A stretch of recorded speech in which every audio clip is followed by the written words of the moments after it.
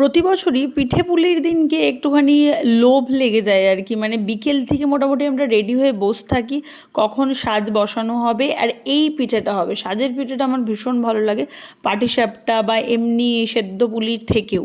তো সেই জন্য আমাদের যিনি প্রত্যেক বছর করে দেন সেটা হচ্ছে আমাদের কল্যাণী পিসি।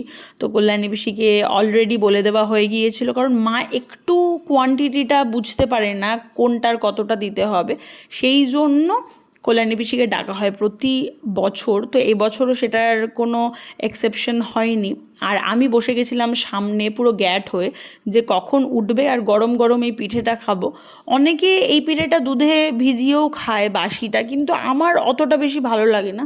আমার এই পিঠেটাই একবারে গুড় দিয়ে গরম গরম পিঠে খেতে আহা, মানে এটার মজাটাই অন্য রকমের।